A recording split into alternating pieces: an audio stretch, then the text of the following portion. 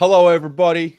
Welcome to another installment of Footy Abroad here on all of your favorite YouTube channels. It's episode 9. It's a big week this week. The boys got their locks right. We've got Pommy in the house, and this will definitely be a show full of everything. Hello, gents. Good evening. Good evening. Good evening. How are you feeling? How are you feeling after that weekend? Yeah, good. It's been a good one. Yeah. No, vibes are high. Vibes are good. I think we're all feeling good, right? Everyone's happy? Yeah, I'm pretty good. I'm doing well. Pommy? I'm doing well. Despite the loss, I'm doing well. How are you feeling, Paul? Mate, I'm always good, man. I'm always good. Hey, do you know what I mean? Oh, look at you. How can you not be? What's he got there? Oh. Twinsies. Jake, up and about? Yes. It's bubbling along. Good to get a win. It's been a while. Good to come on this show and actually be a winner. It's shit when I'm not, and you boys always get the win. So yeah, beat the Suns, and then I'll be a bit more chipper next week. But it's a win, so I'll take it. All right. Well, maybe we'll just start with you. What was the story of the Saints in straight in. The story. Oh, I mean, mate, I'm trying to get around the Saints. Mate, I told you I was on the Saints from the start. Yeah. No, that's true. You were. No, it was they were your lock last week, and it didn't look great for 3 quarters, but Ross, I reckon, earned his paycheck. He made some changes in the second half and put Windy on Harley Reid, which really did change the game and kept him to 0 clearances in the second half, which he had 7 at halftime, which was on track for his personal record, I think. And then we actually decided to take the game on. We actively tried to take the game on and kicked 5 goals in the last quarter, turned around a deficit, and was pretty comfortable in the last quarter. It was one-way traffic. If you didn't watch the game, it was all us in the last, and the players we wanted to stand up did, and Mason would kick 4. So, players that we needed to find form, found form. So that's what you want. And it's a hostile place to go. It's not easy. Melbourne found it very difficult 2 weeks ago, and they probably thought they'd get the win, to be honest. All the Eagles fans rocking up. And they nearly had it as well. I reckon it was a great escape for the Saints. Eagles just ran out of legs in the end. But that last quarter was really good. Really good by you guys. Because that's what you were scared of, going over there and, like you just said, hostile crowd. West Coast to sort of have the wind up them. But yeah, was that because you guys had lost a couple in a row, right? And that was I think we'd lost three in a row. So we needed that. They were missing Waterman and Tim Kelly, so that's not going to overlook that. They play, and it could be a different game. We did lose Max King late in the game, but he was pretty good up until that point. We had Naz up the ground a little bit more, so just a bit more aggressive. We weren't as passive with the ball in hand. That's what we want to see. That's what I called for. That's what I've called for the last month. It's I don't care if we lose, please try and win the game. Take it on. Yeah. So that's what we did, and we got the results. So hopefully that kind of reminds the boys that's the way to win games. You just got to feel that winning feeling, don't you? Yeah, exactly right. Start momentum. Yeah, and away from home, 50,000 people. It's a good way to do it. Then you come back home and you play the Suns, who are definitely beatable. They haven't won a game away from home. They've won every game at home, so they don't travel well, and it's a big chance for us to get a couple in a row. Just don't kick it anywhere near Mac Andrew at Marvel, and you'll be absolutely fine. I mean, if you got him in your super coach, put him as captain this week, I say. He's going to... We always do that. Does King get up? Because you'll probably have to pass a bunch. Yeah, he'll pass. He has a fitness test, I think, on Thursday, and then they'll make the choice. It didn't look that bad. He came back on, and then they took him off. Yeah.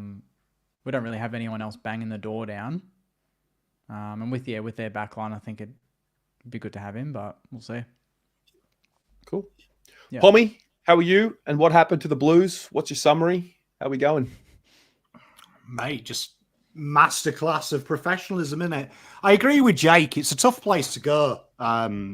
Western Australia, especially when you're not playing them full strength. Because, I mean, obviously, like, we've only ever played them full strength, and we only won by a meager 108 points when we played them. So, missing Kelly and Waterman, you just don't know what that could have been. Could it have been 208, 375? I don't know, but I'm up and about, mate. My Blues storming into the 8. Well, Jake's just won. Do you know what I mean? It's like we told him his cat's died. You know what I mean? Come on, people. The life is great. Blues in the 8. You know what I mean? Dominating, a chance to dick the twats from the airport this weekend. Life couldn't be better, could it, eh? That's what the world wants to see. The world this week will all be tuning in to watch Carlton dog Essendon to go into the bye top 4. It's what the world wants. The AFL wants this. The AFL wants... The AFL wants sure. Yeah, they're frothing. Everyone's second team. It's not GWS. GWS, honestly, they should change their name to BWS because they're bottle jobs. That's clever, chat. Like, do you know what I mean? Everyone's second team is Carlton. We're the team. Oh, yeah. Never let you down. We're back, baby. As good as Vibes are high. Bring it on. As good as it was, how often have we on this show said Port are pretenders? How often have we said that? I actually was thinking about all it quite a bit. season. I've said it. Flat track. And they proved it. They proved it the second you upped the heat and your captain took the game by the scruff of the neck. They shut themselves.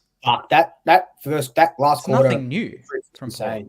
Those goals. Nothing new from Port. But yeah, 100%. Yeah. That's what Port's been doing all season. Not to discredit what Carlton did, because that's insane to go over to Adelaide for the first 10 years. First win since 2017 or something, or 10 years or something. Something really insane like that. What's that, sorry? What was it? The first win in Adelaide for like 10 years or something like that? Ever. It's the first time we've beaten an Adelaide-based team at the Adelaide Oval. The first time we won at the Oval was Gather Round this year. Otherwise, there's a losing margin of an average of like 72 points, something like that. Yeah. So that's why when you said it was a lock, I was like, I don't know if you know it's because it's Port. Well, I didn't know that at the time, but it wouldn't have changed my tip. But not to discredit them because they were incredible, especially that last quarter. But fuck Port, I don't even know. Like they'd be lucky to stay in the 8. I reckon the way that they're going. Can't too much talk about Port Adelaide. They're just Collingwood B. No one cares. No one cares. Real stories, Carlton. You know what I mean? They've got a transition game. They've got a turnover game. They've got the best looking captain in the league. The best captain in the league. Come on. Give us the kudos. Where's the kudos? You quick to make videos on it. What I liked was you didn't just dominate and pepper the goals. You dominated and had chance after chance and absolutely slotted every single one. And it wasn't even notable goal kickers that were doing it. They were all composed. Everyone just took that deep breath and just finished the snap, finished the goal on the run. Like, that's stuff that top teams do. It wasn't just the top echelon. Like Kerno, did he kick a goal in the last quarter? No. He didn't. See, that's the first thing I noticed was you absolutely cooked him, and your best forward, one of the best players in the comp, didn't do it. Like, he obviously was there and competing, but he didn't kick a goal. That's a very good sign. That's probably the best thing I took out of it. Yeah. Wait, did you say Carlton's in the 8, Pom? Yeah. Oh, mate. Yeah. Yeah. Oh. Do I have to do this to My Chemical Romance brother? Also, Michael, you don't watch enough if you think that we don't swear, mate. Shit.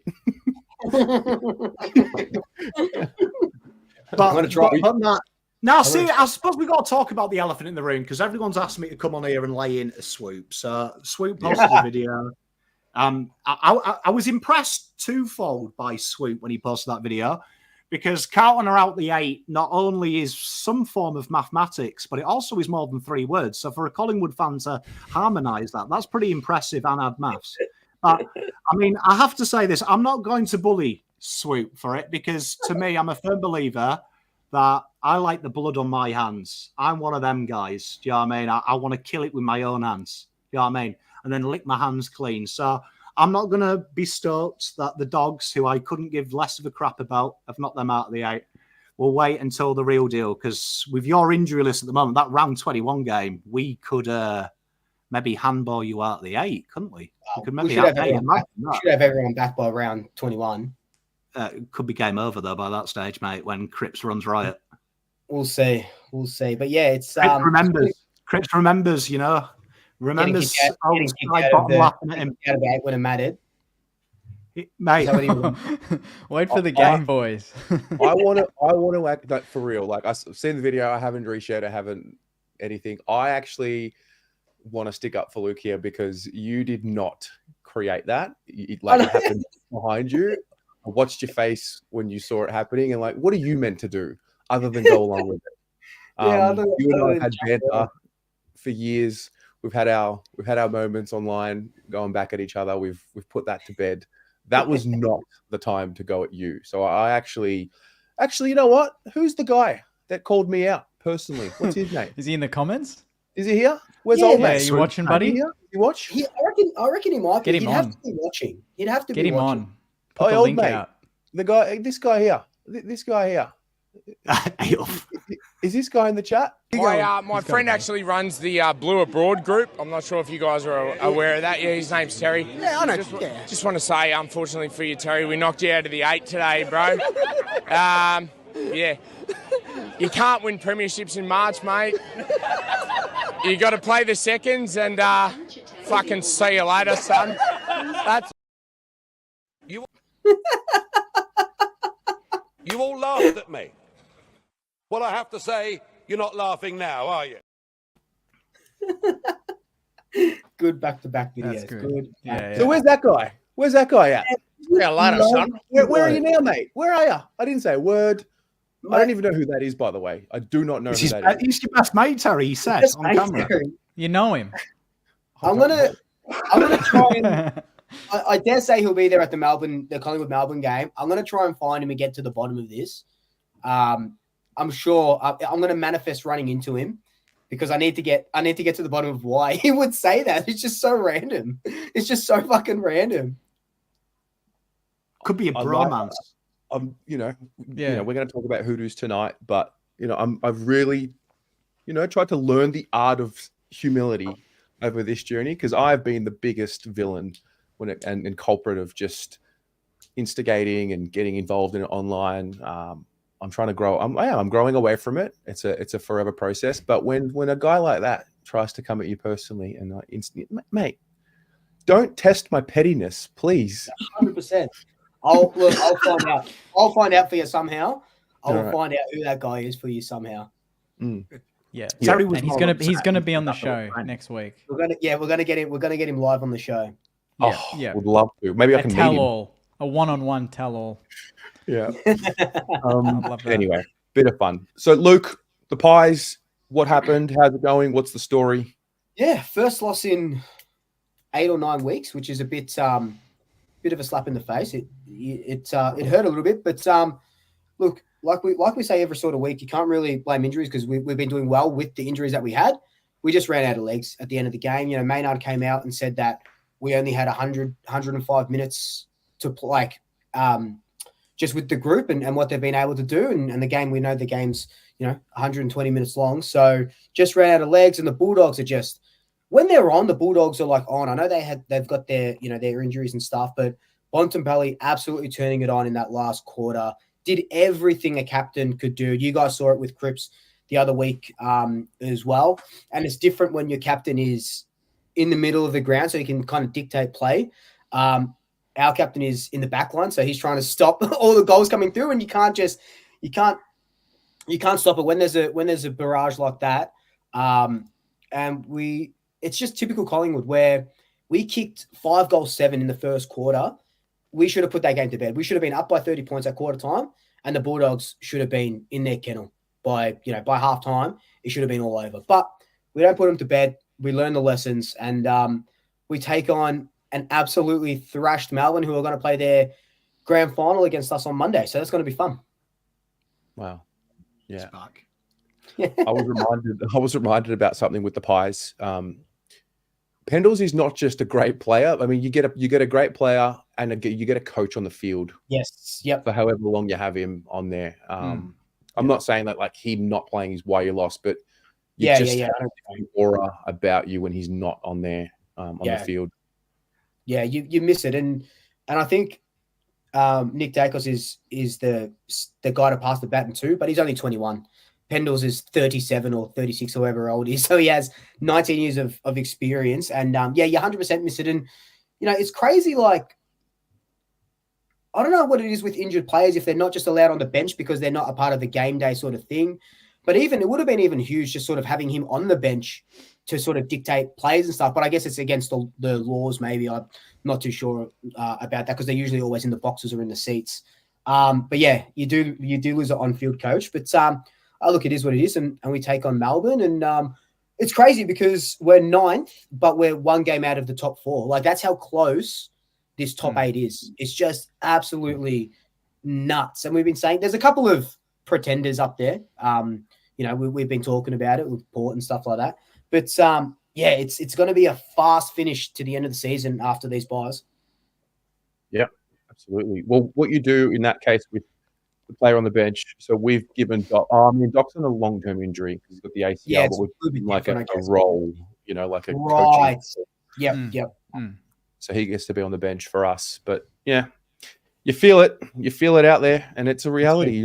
No excuses. Whoever's out there, you still could have won the game. But when you're missing 100%.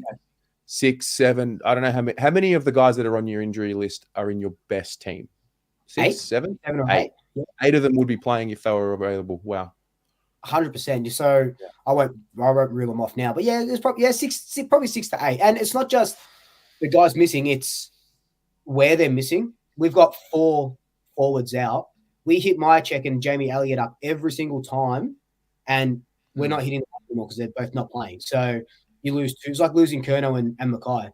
Not that they're saying they're the same extent, but they're always your targets going forward. You're losing your 2 best targets that you always kick to.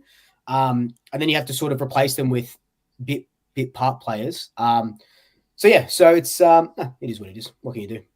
Yeah, fair. All right, let's begin. Pommy, you you want to start us off, mate? Go on then. Let's crack on. I just Swoop talking about injuries. I can't sympathise because we've never had injuries at Carlton. So, but anyway, let's talk about it. So what I wanted to talk about was VFL, the state of our great state game, the Sandful, the Waffle, and things like that. And I want to tell you a story about the Northern Bull Ants. If you're a Carlton man, you're probably very familiar with the Northern Bull Ants, but the Blues pulled out just during the COVID year. It was about 2 weeks before the season started, and unfortunately, Northern Bull Ants nearly went into receivership. They nearly ceased to exist, and they were luckily bailed out by a consortium, and thankfully, they're still with us because they're a big lineage in that VFL. But I wanted to talk about Collingwood, Carlton, all their coaches in the last couple of years have alluded to, now that they have their own stay-at-home sides, that it's not really a paramount on the ladder, and that it's more about developing the youngsters. And I looked at the VFL, the mid-season draft, and I thought, are we actually destroying state football by having the impact of AFL sides in this purely for money? And would it be a better methodology if we had a pure AFL reserves league? Because I've been following the VFL, as I do on my channel, quite a bit, and you can see North Melbourne, really, they're playing kids that are really under-ready. And there's senior men there who aren't on an AFL list, who are having to do the heavy lifting, where I think that's probably detriment to their chances of getting into the AFL because they're basically babysitters. So are we actually destroying grassroots football by the AFL being so unwilling to say, right, okay, let's cut the rubbish. All the AFL clubs are banned from state football. You have your own AFL reserves. So now we've got 18 versus 18 every week, best non-affiliated players going toe-to-toe with each other. We extend the list by 45. And on a broader scale, look at the women. This would help the women out as well, that if we had their ability to have a statewide competition where it's funded by the money that is being pulled, that the AFL are obviously wasting by keeping them in the state league. Let's cut the rubbish now, because I actually think we're making the product worse by shallowing the pool even more in a system where you look at Frankston, you look at the other clubs that are stay at home. They're very talented teams, but they're coming up against sides that aren't fit for purpose. Like North Melbourne, my Blues side, we've been playing 12-year-olds at times. It's detrimental. And I think players like Heath Ramshaw aren't getting selected because they're viewed by the AFL list managers as babysitters as opposed to bona fide footballers.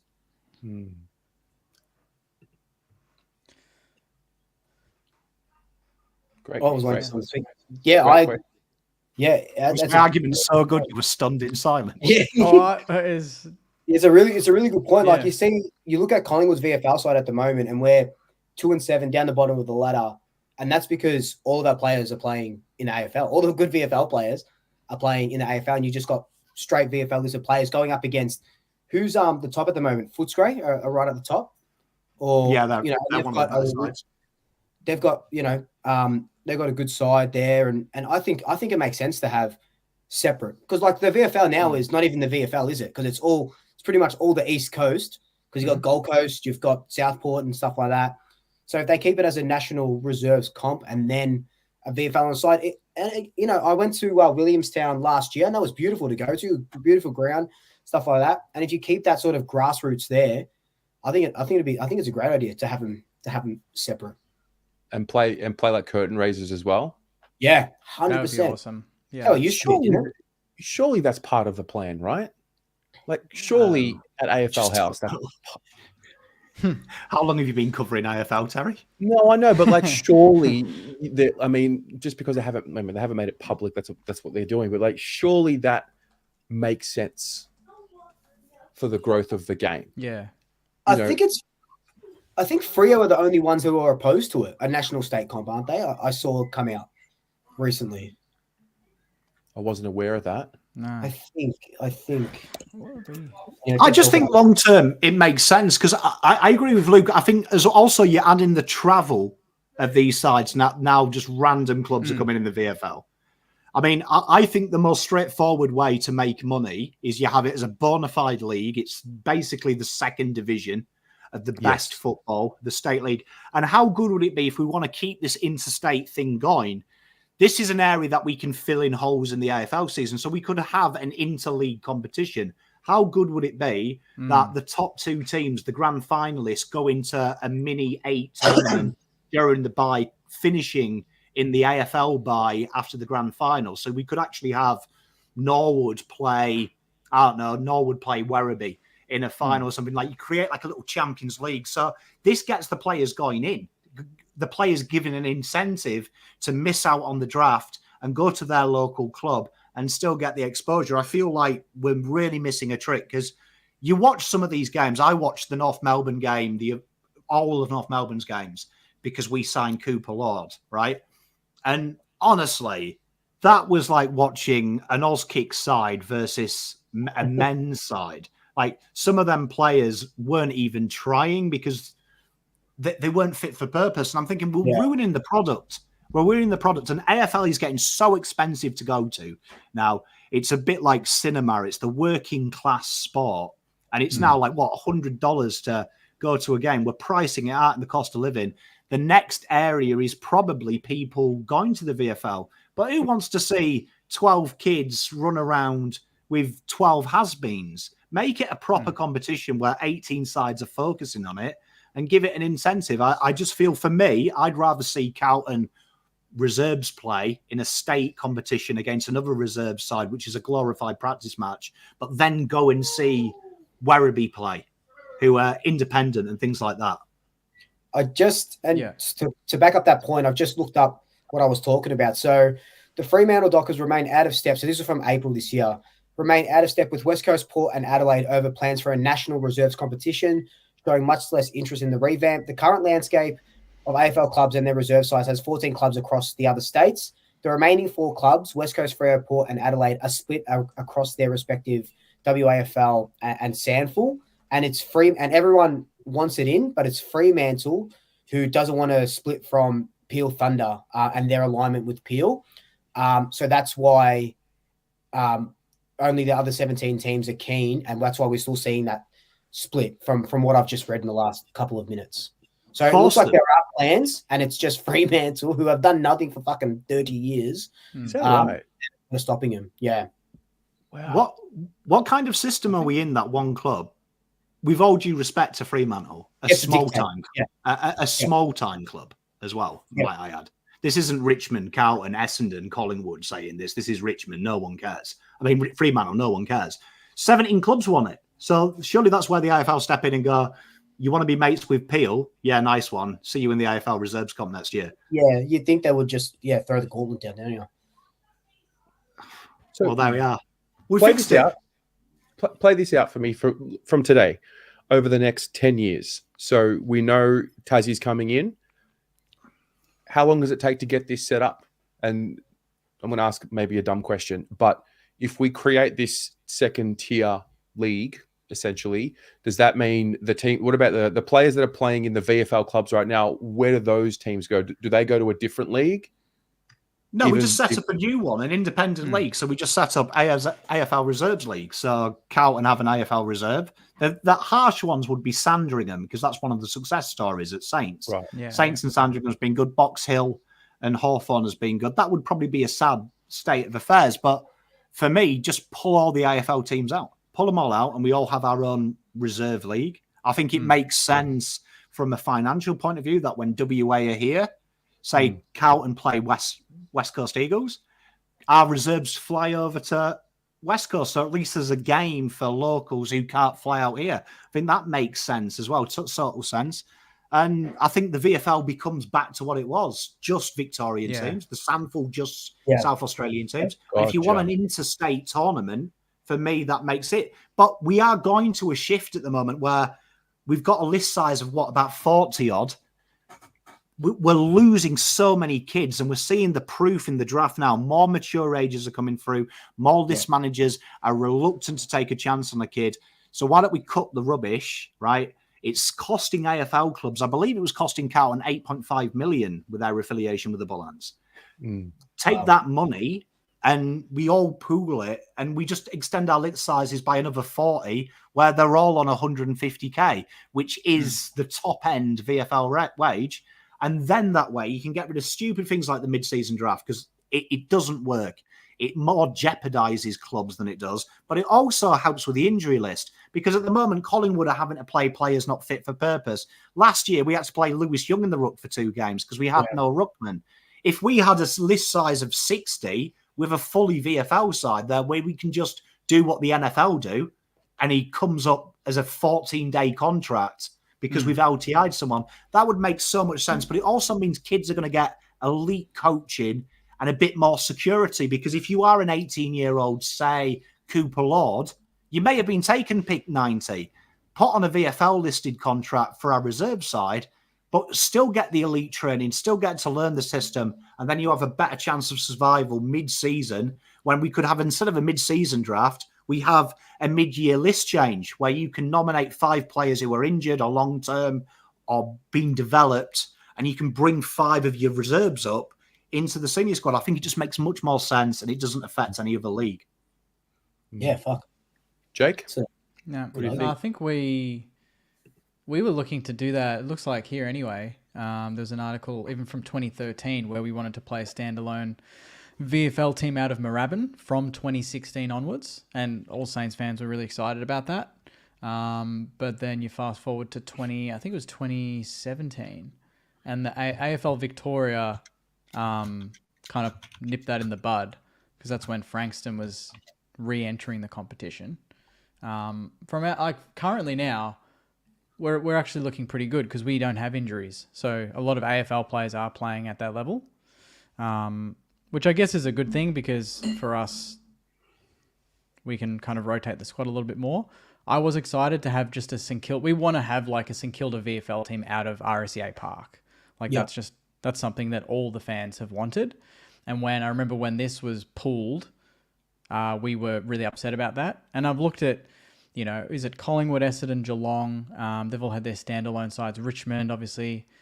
And they've all been really successful because, they're just more aligned, especially with, the way you want to play, the coaches, the strategy. It's much more seamless. Richmond players in the VFL come straight in, and we've seen even on the weekend did pretty good against a pretty good Geelong team, because they know the system. They're ingrained in the culture. And that's like in the EPL. The Arsenal under 12s are playing the exact same way the firsts are playing. So I think when you're looking at it from that perspective, I think it's just obvious that obviously that would work from that perspective. Yeah. I like it. Sounds cool. I want it. Yeah. But I also how long would it take to get something like that organized and practically started? Now, Wouldn't take long. We could do it from next season. Well, I've just brought it up. According to the two financial reports, it cost the Footscray 425k of the 500k yearly fee. Yep. So Footscray fitted that bill. And according to Carlton, when we split with Northern Bullants, it was 8 million over 10 years. So 8 million over 15 years was the initial promise. So that's roughly about 400k. So for me, straight away, it makes sense. And you don't even have to extend the list sizes too much. Do you know what I mean? You could extend it by 25, which is covering the team. But then you just have some separate rules that they can't have been AFL listed. As them extra players can't have been AFL listed. They can't have played senior football for, let's say, 6 years, 7 years.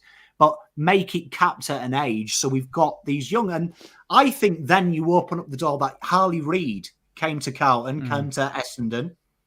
He doesn't do that at AFL clubs. He does that then, state league football. So can you imagine Werribee, cold afternoon, the future pick one has turned up on a 4-day contract, the investment into that. And that's where we want to be pushing the money.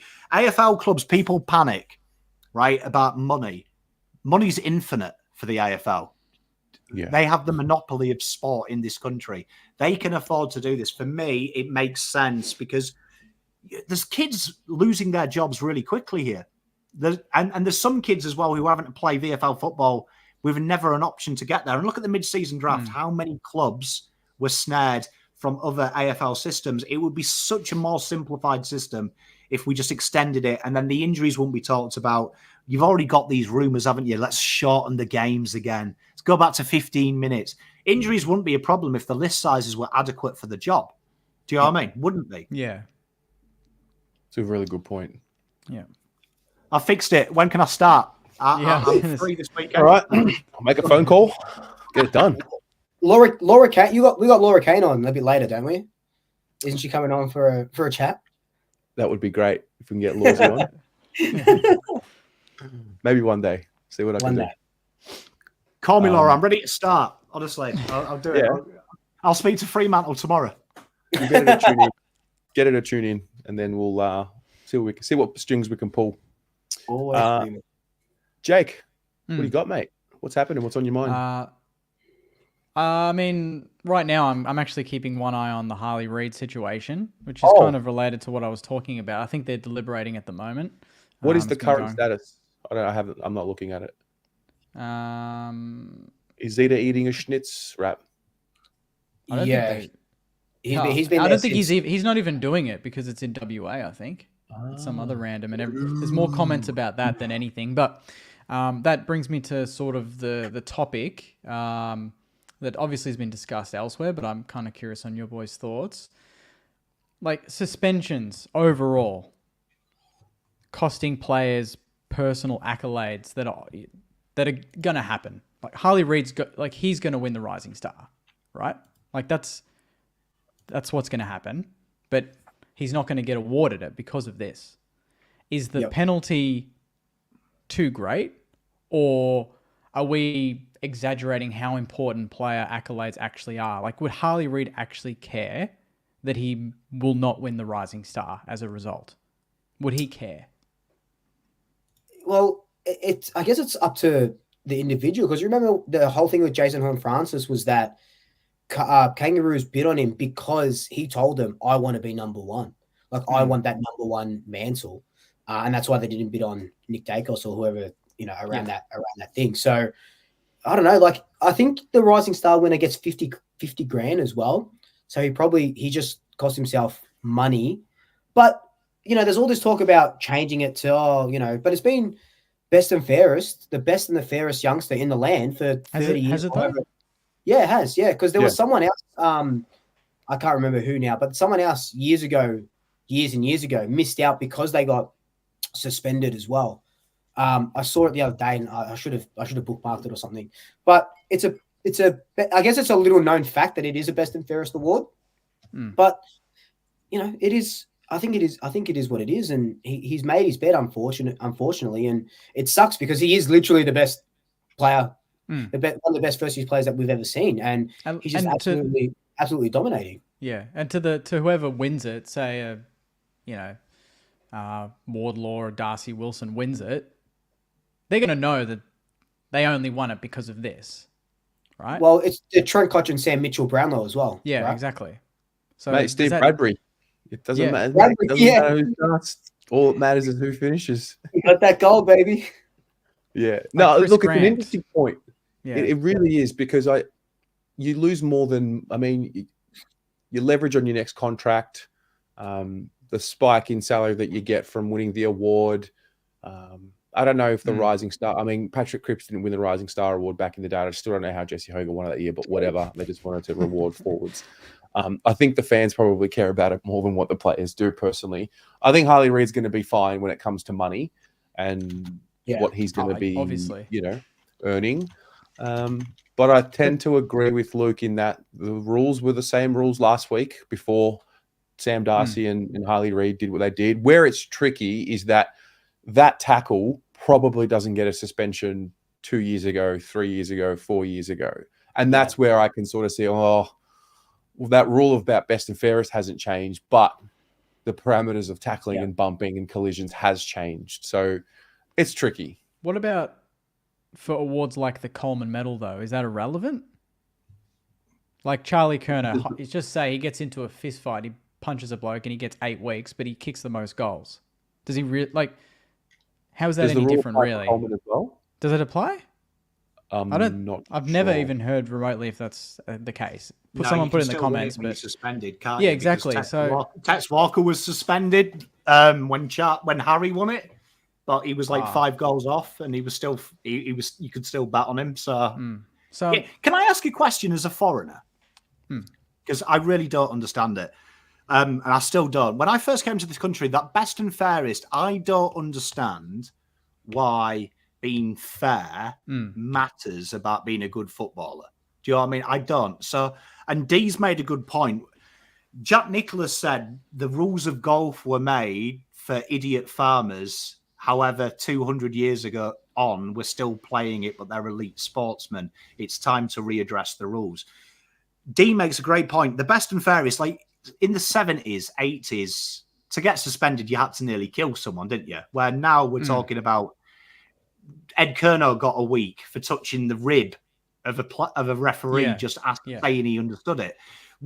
Should that go? I don't understand how fairness comes into it. For me, if we're having an award for the best player, his ability to not cheat at Uno shouldn't really make a difference, in my opinion. It's either you're the best, and then we have a fair play award, because in the UK, fair play awards are usually for the teacher's pet and not for the best student.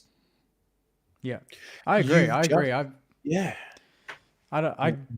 Is it an image thing for the AFL where the Brownlow is such a classy night? If say Toby Green wins it and he's been suspended 4 times during the season and he gives a speech, is that them protecting themselves and being like, we want the Lockie Neal, right? The teacher's pet, he would be, wins it, gives a nice speech, it all looks great, get the photo, job done.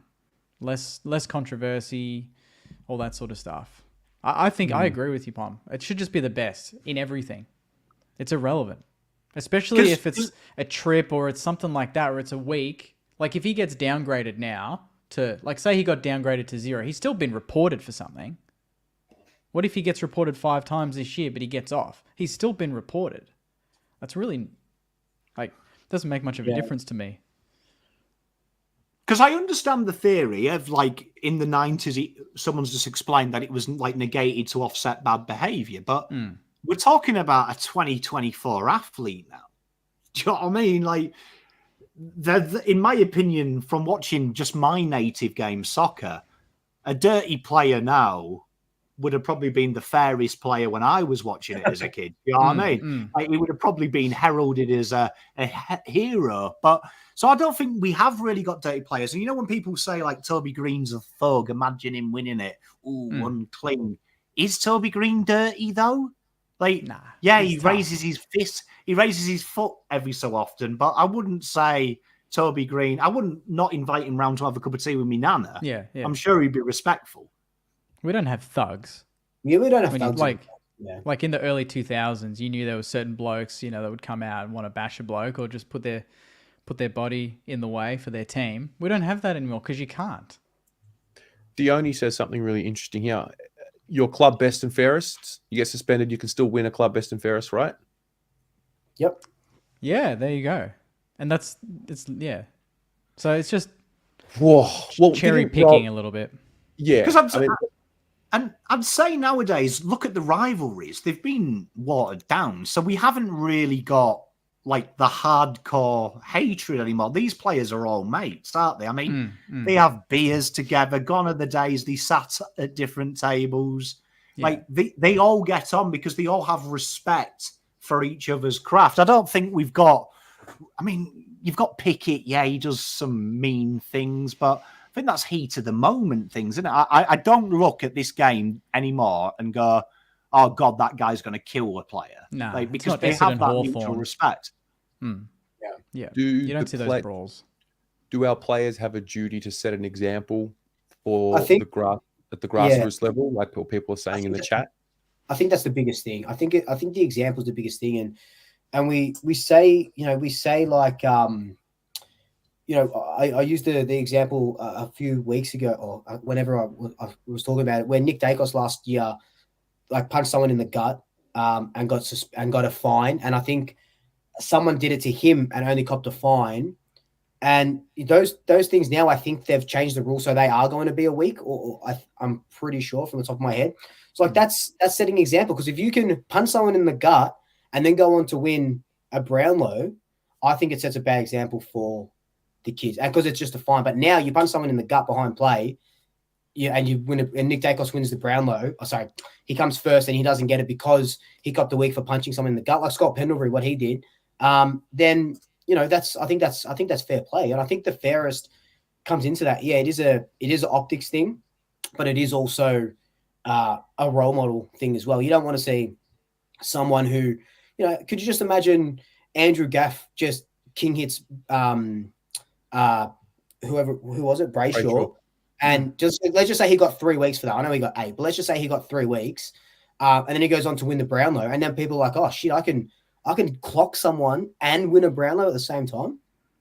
Well, you know what I mean? I mean, the pool of players that can win a Brownlow is tiny. So exactly, it's not like the 30th player on a list is going to throw fists because he thinks he can win a Brownlow. How about he's got to be a good player first? Like, why can't that be in the suspension? Like, I've seen people in the comments saying, "Well, what about the role models for the kids?"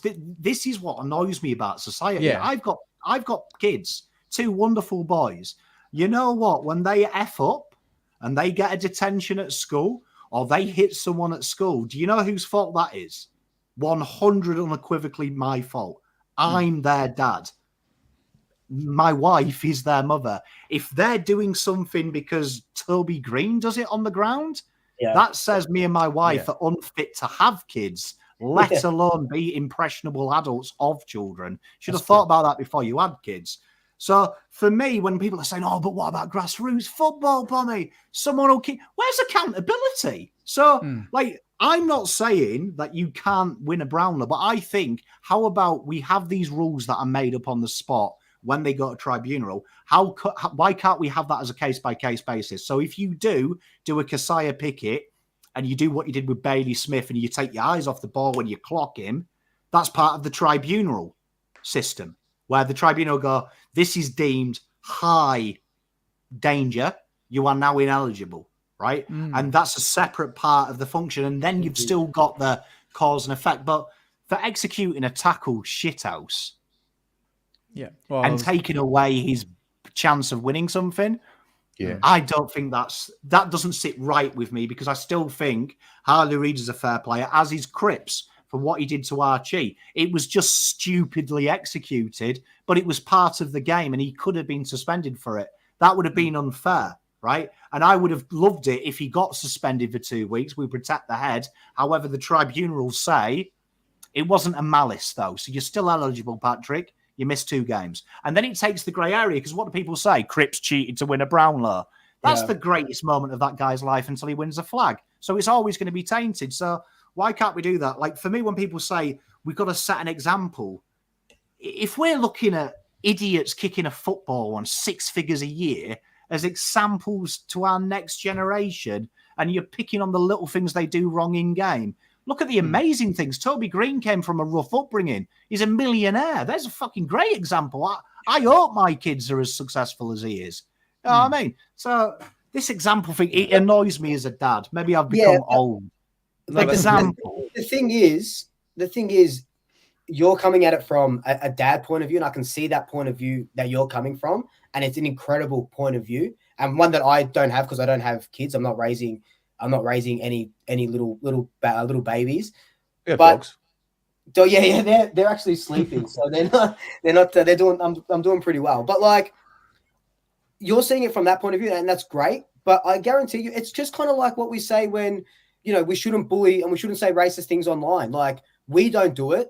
We don't say racist things online, but people are going to do it anyway, even though they know that it's bad or they know that it's no good. And I don't think it totally reflects.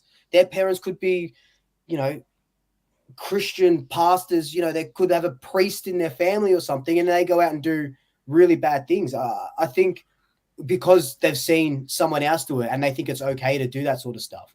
You know what I mean? Like, kids are always going to find role models in bad places, and it could be and good places as well. It could be, my role model is my dad for the way he goes about, his work ethic and stuff like that. But my role model, but if I want a role model for sport, it's not going to be my dad because he doesn't play sport. So I've got to find someone else. And I love the way fucking, Toby Green goes about it. And I'm a 12-year-old kid, and I go, shit, he's going about it, and he's menacing, and he can, you know what I mean? What you've described, though, is self-accountability, though, Swoop. So do you know what I mean? So, like, when I hear role model, a player's got to be perfect, you can select things. So do you know what I mean? Like, when I grew up, I was adopted. My real birth brother was a drug addict and a thief.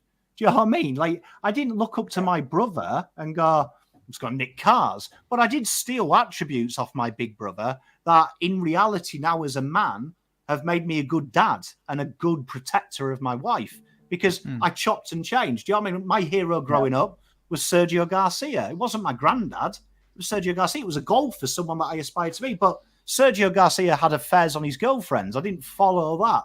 Like, where's the accountability is my question. Like, we always look for the AFL to role model for people. Yes, you're right. There is racist people out there. People say racist things. People say stupid things. People upset people. That's human nature. But we can't use that as an excuse for doing it. And we can't certainly use an excuse of it's going to happen if we don't stop it. Because we should look inside. So for me, if you are one of them people that's saying Harley Reid not winning, the rising star, is somehow going to make the kids better, you're part of the problem. Start making you better and holding your children accountable and holding people accountable. But more importantly, before you hold anyone to account, hold yourself to account, because change starts within. That's what I'm saying. So, like, for me, they're professional sportsmen, man. Like, I don't care what they do outside. I pay money to watch them kick a football, not live their lives. Where I think the league can be proactive is in something you just said earlier, Pommy, where you said, because we are so I mean, who's a Brownlow contender right now? Heaney. Warner. Is one poorly executed tackle away from being ineligible. He's one brace into a head by accident away from being ineligible. So because we are so sensitive in that regard, and because it's never been easier to be suspended in a collision than what it is right now in the game, with or without malicious intent, there maybe is a way that we could be proactive in the league and say, okay, you are suspended. However, it wasn't malicious, or some sort of mechanism where we look at the intent of the action. And that's where we bring that back to the front of mind. If you are deemed to have had a malicious intent, and I know we might be making this more of a gray area than what it already is, but if you are deemed to have been careless or accidental in the collision and been suspended, you still retain your eligibility for an award. If you are deemed to have been, intentional and maybe malicious, then obviously that goes away. I don't know what it looks like, but I think that's the starting point for getting ahead of this happening again on a Brownlow night or a Rising Star Award night. Can I just say though, the rules change every week. Like, you've had Max Holmes come out and say he didn't understand it.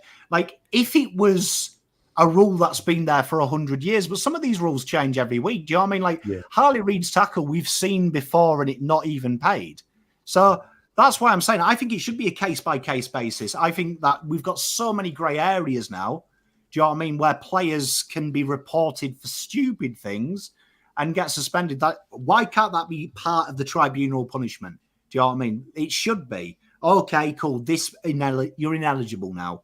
Okay, you've made a mistake. It was poorly executed. Like, they are adults. Do you know what I mean? You can learn without being punished as well. Like, I feel like 2024, I've come down from space, right? And it's like we've lost the ability to self-improve without being torched and whipped and counseled. Like, we're humans. We make mistakes. Like, if anyone's criticizing these young men, Jesus, I want to see your back catalogue. I bet there's some real skeletons in your closet. You make mistakes. And for me, look at it. Harley Reid signed a contract that had payment extensions around him winning the Rising Star. Okay, so let's just say 2 years down the track, I'm going to touch wood here. Hope it never happens. But let's just say he wins the Rising Star and he does something else, and that gives him an extra 600K, right, on his contract extension. Let's say, heaven forbid, 2 years down the track, he does an ACL. That ACL is completely cooked. He never plays the game again. Potentially, that is the difference from him living a long, happy ever after and being able to retrain to him maybe being brassic and being totally, and it's all because of a moment. I don't think there's any malice in Harley Reid. I've spoke to Harley Reid. He's a good kid. He wouldn't have meant that. It was poorly 100%. Executed and horrendous. Do you know what I mean? So, like, I think he would have learned his lesson if he got a 4-week suspension, still being eligible for the Rising Star. Still being punished, but why take away the big thing off him when he is the best young player in the country? Yeah. Did anyone watch the Laura Kane? I was supposed to, and I just got too carried away with work today. The Laura Kane one-on-one where she explained why. No, I didn't see that. I haven't seen the full bit, but I saw a little clip where she said, like, but long story short, we're not going to be changing the rule, mid-season. Which, we spoke about this. I feel like every 3 weeks we speak about this. Something happens which causes us to talk about changing the rule. The draw is one of them. This is one of them. There was something else earlier in the year. We didn't talk about this last week because we didn't have a young player who had done what Harley Reid had just done, or Sam Darcy for that matter. So, they're the rules. Yeah, and just before we get into the next topic, I feel like, and you guys might have the same opinion, you might not. There was so Sam Darcy and Harley Reid, both favourites to win the Rising Star. Sam Darcy, there was heaps of a difference between what Sam Darcy did to Maynard and what Harley Reid did to Wilson. One was a poorly executed tackle, and one was a snipe. One was that was malicious, going into his back, not attempting to smother the ball or anything like that, or try and mark the ball. So I think what you're saying, Plum, is right. One can be done for 2 weeks, and that you try to snipe him, you went to punch him, that's fair enough. You can't win it anymore. And then Harley Reid's like, okay, bad skill error. You're 11 games into your AFL career. You're still learning a tackling technique. You can still win it, but here's 3 weeks. So I think like you said, Terry, it might cause a little bit more of a gray area, but I think it's something that you should kind of need to have, really. Jake, what would you do? What would I do with this situation? Yeah. I think I kind of don't mind Pom's approach to the case by case. It's dependent on, I think, the severity of what he does. Like what Swoop's just kind of split up. One was kind of extreme and one was something that a year or two ago was fine, that we didn't think too much about. Personally, I would just get rid of it altogether and just say he's the best young player in the competition. I don't care what he does as long as he plays good football, honestly. Because it's just, to me, it just kind of makes it awkward when someone else wins it and we know that it's really Harley Reid's to win. I would just let it be the best in every category. Best goal kicker, best player, best young kid, best coach, like say Clarko wins a flag, he's going to win the best coach, but he's been flagged for a lot of interesting things on the boundary line, I don't know. I think we're just a little bit sensitive at the moment. I think, I don't see that anyway. Like if you get a red card in the EPL, you can still get in the team of the year, can't you, Pom? Like you can still be the player of the month. You can still be anything. You'll get into, you'll win all sorts of awards. I don't understand why we've put that many rules and shackles around players. You can't tackle in a certain way, and if you get reported, you can't win awards that you deserve. And if you can't, there's just so many things that players can't do now. And I don't think, the punishment of missing games is enough. For me, like a Brownlow medalist, it doesn't matter because if you get suspended, you're missing probably 3 or 4 games anyway. Yeah. If you're eligible, that's 3 or 4 games where you're not playing and the other players are getting votes anyway. You're probably not going to win it. It'd be very rare for someone to cop a 5-week suspension, play out the season, and still win it. Do you know what I mean? So that's punishment enough. They're giving their direct opponents that are going to beat them to the Brownlow a head start 4 extra games in the year. That's punishment enough, isn't it? You don't have to rule them out of the whole thing. If anything, if they still win it, that makes it even more amazing and justifies why they were so good that year and why they deserved that thing in the first place. So that's my approach. I would just get rid of it. I think it's silly. Fair. Unless it's Barry Hall or something, Yeah. Unless it's purposeful. Yeah, unless it's a proper sniper. Very good. Very good. All right. Who's next? Luke? Me? I'll go next. I'll break it up with a not so serious topic because that was a real good one. These last two. Because I always do every week I come on here and I say I shouldn't run my mouth, but I always do. I said that Collingwood were going to beat the Demons by 30 points after they got smashed. So I tweeted that, and I had about 6 or so people tell me not to jinx the club, not to jinx. I've jinxed it. If we lose, it's my fault now.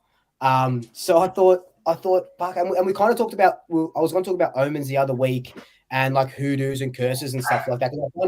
I find it really interesting. So I sort of deep dived into jinxes just in general, and it started in the early 1900s. It's actually a Latin word for spell that's been sort of translated into English as jinx because witchcraft and stuff, they obviously use spells and they put curses on and stuff like that. And for so long, even like superstitions as well. Like for about a year and a half or so, I had this superstition of if I didn't like record the boys running out whatever game I went to, if I didn't record them running out of the banner, we were going to have a shit game. We were going to lose. We were going to have a bad game because one time I didn't and we lost. I go, fuck, that's because of me. And I'm trying now to just, say things confidently because everything you say is going to bite you in the ass anyway, right? That's just something I say 3 years ago with Geelong losing the first 3 games as premiers comes back to bite me on the ass when we lose the first 3 games as reigning premiers. So everything comes around in circles, right? But I want to get your thoughts on, do you guys have any specific, curses or things that you do, superstitions, or, a good curse or jinx is the Kennett curse. Like when he said that they'll never lose again. And then Geelong just came out and keep smashing him. I think that one, it was only words, and two, that starts getting into the player's head. When they lose the first game, they go, fuck, maybe it's real. Then you lose the second, you go, oh shit, maybe it's real. And then something so fake becomes so real, and then it becomes, etched into folklore. Look at the Cubs. There's all these things throughout history where people have been jinxes. So I just want to know, one, do you believe in jinxes? Terry, you say that when you get overconfident, you feel like you jinx the club, but it's just you being confident. Like what I feel like is if I knew, I'll sit here and say, I feel like Melbourne are going to come out and play really well, but I feel like we're going to win, right? And I can go in. I'd rather go into the Melbourne game thinking that we're going to win than being like, fuck. Well, I guess Melbourne lost by 100 points. I guess we're going to lose by 50 points. I'm going to cry over milk that hasn't even been spilt yet. I don't even have to clean it up yet. I'd rather go into the game thinking we're a chance. I said we're going to win by 30. If we win by 30, if we lose, whatever. You know what I mean? I'd rather up myself up and instead of putting myself down. Who wants to kick off? All right, I will. Mate, you go. Do I believe in jinxes? Not jinxes specifically like that. First of all, shout out to you. Have you ever seen the Explicit Empress? The Explicit? Have I ever seen it? Her? No. Who is Instagram, the Explicit? TikTok, YouTube? Should blow your mind. Completely blow your mind. While you're talking, I want to go onto Instagram right now. She's an awesome Carlton supporter. She's in the chat as well. She's great. Actually, she wants to know your birth time as well. All of our birth times. Does some amazing work. I think I'm a little bit more invested in the mentality and the energy of the group, the team, and the fan base more than what I am the jinxes. I sometimes can fall into the trap of like game day rituals.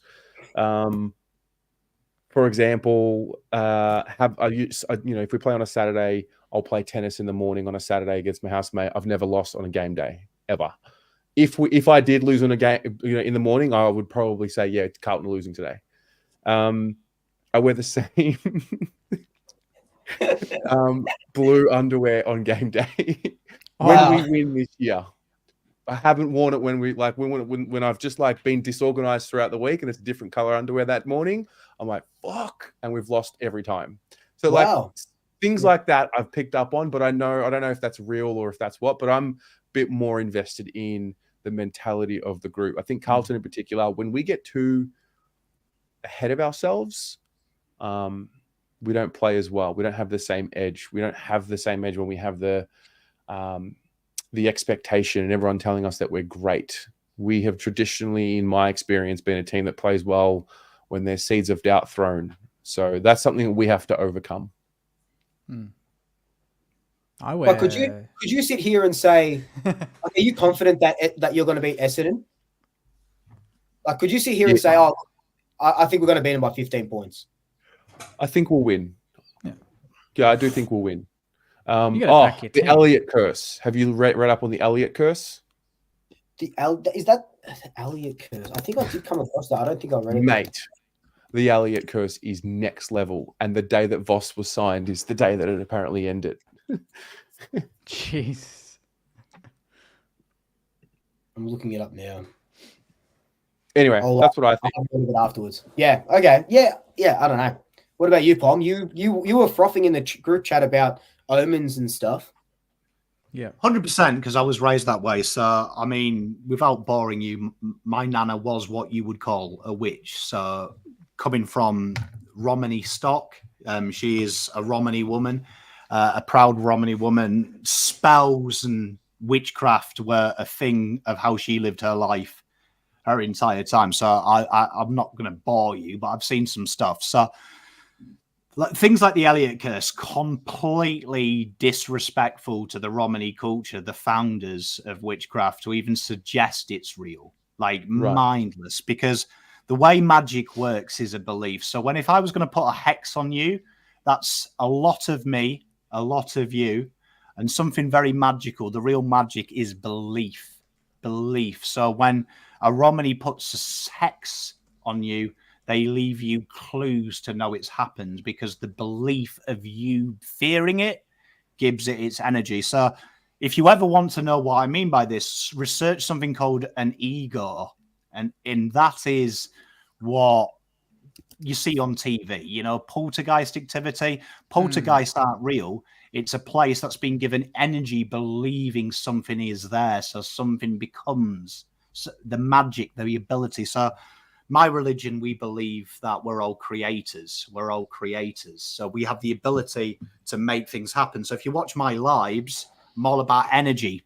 Put it out into the world. Believe Carlton are going to win because that belief goes a long way. That's magic. That's the real magic. It's not like the TVs, where my nan was stood around a big urn going hubble, bubble, toil and trouble, cauldrons burning, witches bubble. She didn't do things like that. It's energy and belief. So be very wary because nowadays it's very in vogue to wear a pentagram and it's very in vogue to give out spiritual guidance for money. But if you believe and you are really true of what you do, this is an energy that I was raised to believe we all have it inside of us and we can all do it. And it's our duty to pass that down to the next brother. But, Elliot Curse, you're an idiot if you say it's real because what you're doing is you're buying energy into it. The way that you beat any curse is through the belief that you can't be cursed. Do you know what I mean? That it's not true. So, when people say stuff like, we've never won in Adelaide, we're going to lose, that you're fueling that. You're fueling that. Do you know what I mean? So I think sometimes people get confused with coincidence and the fact that the way that this calendar works, there's a lot of chance. People look at things like, you run me over and then 2 weeks later, you get into a car crash. That's karma. There is things like cosmic karma, but it's not guaranteed. So be very wary because my nanny used to say to me, words are spells. So when you put out, I've done it a few times, said something horrible about something and really believed it in that moment and something's happened. There's little indications, but be careful of what you do. Do you know what I mean? It's that. And trust me, do you know what I mean? Growing up Romany, not many people will have had someone who's been taught by a Victorian witch, a real witch, that be careful when you say these things are real because what you're doing is you're opening Pandora's box. Your brain, your heart, your energy is so important. And be careful of what you engage in, but particularly be careful in what you start to give credence to. And it all starts in yourself. The most powerful vessel on this planet is you. So be careful. Do you know what I mean? Be really, really careful because belief is an important thing. And there was a book, I don't know if you've ever seen it, called The Secret. Yeah. Don't know if you've seen that. That's very ancient Romany teachings, the power, because now it's all in vogue, and you get all the pretty little people on TikTok doing manifesting. But the power of attraction is incredibly important. But that becomes from a self-belief. So from that kind of thing, when I grew up, that's what I was taught. Self-belief is paramount to everything. And it's you'll see coincidence, but remember, coincidence and reality are two different things. Yeah. I mean, from my personal perspective, same underwear, same socks. That's a guarantee every week. Game day? It hasn't helped. It's game day, same, yep. So I'm always paranoid. Like I have to check the washing, go, shit, have I actually prepped everything? Because if I don't and I wake up, I feel weird. Same car park. But the big one is, my mum, she always does this she does this weird evil eye crap or whatever in front of the TV when an opposition player's taking a shot. And I swear to God, the amount of times when they've missed is ridiculous. Her strike rate's probably 80%. So that's decent.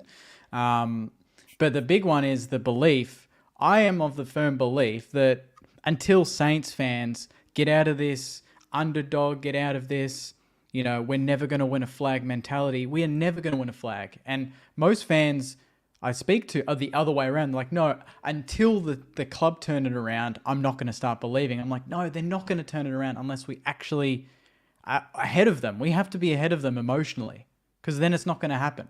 We're going to go to the game on the weekend. I want everyone to go and believe we're going to win. But if they don't, I know the players are going to be down. I know we're going to have a slog and we might lose. We're not going to win a flag. We are not going to win a flag until Saints fans, even though we have not much to talk about, are just get a bit of a spring, get a bit of excitement about you. Just pick on something really positive, even if it's a small thing, and fucking amplify it. We don't do that.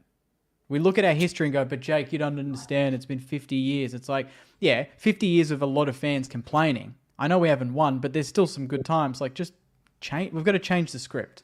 And it upsets me because You are so spot on, though, because how many people say this? Oh, commentators curse. Oh, Carlton are going to win this week. Oh, shit, I jinxed it. But then when they actually think of when they said it, they always thought that was a possibility. Do you know what I mean? That's how when manifestation, it really annoys me because I used to date this girl. She read The Secret and it fucking annoyed me because of my upbringing. But she used to do this. She used to get a piece of paper, right? And she read this chapter about how to get a pay rise, right? So she put the figure she wanted. And it was on her kitchen every day. And she went through and she said, 2,725. And I used to look at her and go, what the fuck are you doing? You read, right? Mm. And guess what? She didn't get the pay rise, right? And like I used to say to her that the big thing about this manifestation is you truly don't believe you're going to make it. You just believe because the book's told you and you say this weird incantation it is, right?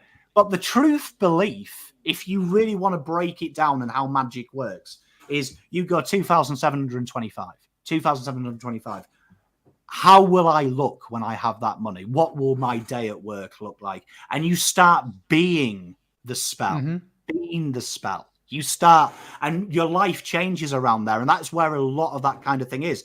And that's the same like when you say, oh shit, I jinxed Carlton winning. No, you fucking didn't. Don't give yourself that much credit. You're that powerful because you're not. You're not a god, right? So let's calm it down a little bit. What is, though, is that you believed you were wrong. You didn't truly believe it. So when you watch my lives, I'm a huge on energy. We talk about it all the time. We've got weird little wonderful magic things here like this barbed wire. We talk about the collective power of belief that we aren't going to lose. If one of you, because this is how it is. It's not as simple as me going, right, I fucking hate Collingwood. Collingwood are going to finish 18th. Collingwood are going to finish 18th because there's more of you than me. So if I believe it, I'm going to have to believe 150 times powerful than you are. It's not going to be possible. So this John Elliott curse, come on, behave, right? Behave. You really think someone had that power? You really think someone had that power when there's more of us than the people who put the spell on? Do you know what I mean? That's the big thing. Do you know what I mean? So you look at the ancient Romans, they were Celts. They overpowered the Romans. Do you know what I mean? Behave. That's how powerful they were. They indoctrinated into the Roman culture and then still went off and did it. So they can survive. So that's a big thing. Don't ever buy into the curse. And that's the big thing. Manifestation isn't just going, oh, I'm going to be a millionaire tomorrow. Cheers, guys. See you later. I'll be on my yacht Friday. It's being the spell. So when you do a hex, it requires a lot of you. And when I say a lot of you, it requires blood. It requires a part of your physical being to make a hex become real. But it also requires a part of you. That's why I said a bit of me and a bit of you. So that's how the magic works. It's real in depth, but come on, but people, come on. When you start saying we don't win in Adelaide, we're fucked. Come on. Yeah. Jake, that's why I asked you, I think it was 5 shows ago. I'm like, this ain't belief. That is kind of what I was getting at. Like, yeah. And like, you know, you get criticized because there's weeks where, and that's why you know, I get it, like what Swoop was saying. I say things and then it comes back to bite me. Like a preseason, I was up and about. I'm like, this is the year. We're going to have a good year. We might not win the flag, but I think we're going to be a good team. Yeah. And even Saints fans already were kind of like the opposite. They're like, nah, the list isn't right, this and that. I'm like, we just came off a final series. Come on, we need to continue the momentum. We need to build on what we've gotten. We don't go backwards. How can you possibly think that, you know, and the season's gone the way it has. And I think it's just, you go into every week and the fans are nervous and think that they're going to lose. And like, I'd love to go back in time to 2009 at the G and just kind of have a vibe check, if you will, just have an understanding. Did we all think we were going to actually win it in 09? I just don't think we've had that. We haven't had that belief. And the first thing people will say is one premiership, we've got all this history. It's like, but at some point, I mean, the common denominator is kind of the fans. Like, yeah. So, fans create the energy. Yeah, exactly. And people use it.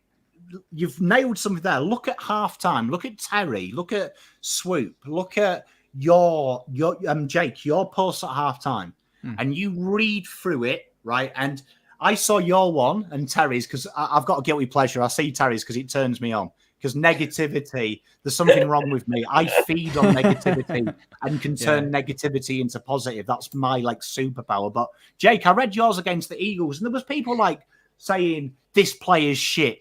Get rid of him. Do you know what I mean? There was so much doubt. And there's the problem because people create excuses. So back to the conversation about having role models. All the bollocks in some people in the chat of just looking for an excuse. Sometimes you've got to have an accountability that you are shit. And no magic's going to help you. If you're shit, you're shit. So the real magic is admitting you're shit and looking for a way out. And that's where the power of belief comes in. When you go and do something and you don't truly believe in it, you're always setting yourself up to fail. Yeah. And SG made a good point. They've made us believe fucking good. Keep the belief up. And it doesn't mean you have to be naive because when it fails, that means you need to believe harder. And part of belief is also doing. And Damien, that's the problem. Coping mechanism, hoping you're wrong. That's why you'll never be happy if you always think this date's going to fuck up. This girl or boy's going to cheat on me. That you're asking for it. Go into everything with the mindset of, I've done my preparation. I'm ready. We're going to win this. And you know what? When it don't happen, look for a positive. Oh, fuck, I've still got 2 arms and legs. There's a positive. We go again. It's a real dangerous place because I hate it because this has kept me alive. This belief, you've got me real passionate here. This is who I am. This kept me alive. This got me through some real dark stages in my life. And I turned my back on my teachings for a long time because I was told I was weird. And then I had to come back to it as I got older. It's a real big thing when you start monopolizing this culture for cheap TikTok videos because it is so powerful and it can change your life. And you don't have to believe in what we do, but please believe you are the most important individual in the planet. Above your football team, above your idols, whoever I'm talking to now is the most supreme spiritual being on this planet. And don't let anyone tell you you're not. And until you truly love yourself, you can make magical things happen when you love yourself. But you can't love anyone else until you love yourself. You'll never earn that right. Yeah, I love that. There's definitely it's not like I needed to do a bit of a Tyler Banks. Deep, mate. It's so deep and serious. Hey, you got me talking about hexes and cruxes and things. No, I know for sure inside me, I feel with the channel, I think you guys would be the same as well. I mean, look at the reach that we all of us have. What if we were all toxic? Because it's a choice. We choose. Jake, you could have teed off on the Saints. Let's be honest. In the last month, absolutely fucking teed off on the Saints if you wanted to, and that would have spread and spread and spread. Yeah, you call out individual players. You can, mate. Yeah, there's everything. Ross, pick on Ross. Fuel that. Yeah. Yeah, I'm really solid and strong when it comes to this about using that. I talk about using evidence-based conversation. Emotions are going to be there always. We're passionate. We feel we need to we use the channel after a game, after a loss to sort of just deal with our emotions and get through. But the overriding culture that Blue Abroad, then my commitment to it will always have is that it doesn't become a problem for the club. And I think it's a very slippery slope because the dirty little secret about content is when you are toxic, it gets more views because people love drama, people love beef on Twitter, people love the gossip, people, we're all complex human beings that are attracted to that. So it's a choice that you make, and not everyone makes that choice, but those who don't will, in the long run, I think, suffer the consequences of that. Yeah, agree with everything that you've just said there. So I've got to say, you're the most magical person I know, Jake, because I don't know how you do it. Like, honestly, like, what do you mean? The one thing I'll respect you for is I see it in your eyes. In your eyes, you're calling every one of them a worthless prick. In your eyes, you can see it. In your eyes, you hate every one of them dickheads when you let you down, but you manage to front up and be the change. That's incredibly powerful, my friend, because doing stupid, letting ourselves down is the easiest thing to do at times. Thanks, Pom. Mate, on your pleasure, mate. Jagos. Well done, mate. Whew. All right. Cheers. Well, my one is about success. So I'm going to ask each of you, what is your definition of success for your football club and for yourself? Ooh, football club. I mean, I'll kick this off because I just saw it last year. So obviously the ultimate success is premierships, right? Everyone's in the game to win a premiership. You're kidding yourselves if you sort of measure anything besides a premiership. But in saying that, North Melbourne are going to say their ultimate success is a premiership. You know, like this season, their success isn't a premiership. Their success is, well, winning a game for them would be a successful season. You know, getting more wins than last season. From a Collingwood perspective, in my opinion, success to us is even if we don't win the premiership, it's probably, you know, getting to a grand final. That's how we judge it. We got a list that can still get to grand final when everyone's fit and firing. That would be successful. It doesn't necessarily mean back to back, and you can have a successful career without winning a premiership. You could just win a Brownlow and no premierships, and that's a successful career. You could win 5 Coleman's medals across your 20-year career, and that's successful. It depends on what you personally define success as, and personally, just as Luke and as not Swoop, success to me is just being happy with who I am and where I am. That's what success to me looks like. I could still be in the same job in 10 years. Collingwood could be going shit house. They could be, winning 7 wooden spoons in a row. But if I'm happy with who I am and who I've become and where I am and who I surround myself with, to me, that's a successful Luke. Not a successful Swoop, but a successful Luke. It's beautiful. I would say for the Saints, it's probably just having the respect of the comp. And by that, it's, building a product around good, board members, just kind of from bottom to top. It's just being a well-oiled machine. Whether that gets you the flag or not is probably not the main focus. But, we're a bit of a joke. We're a bit of a basket case. That's what people say.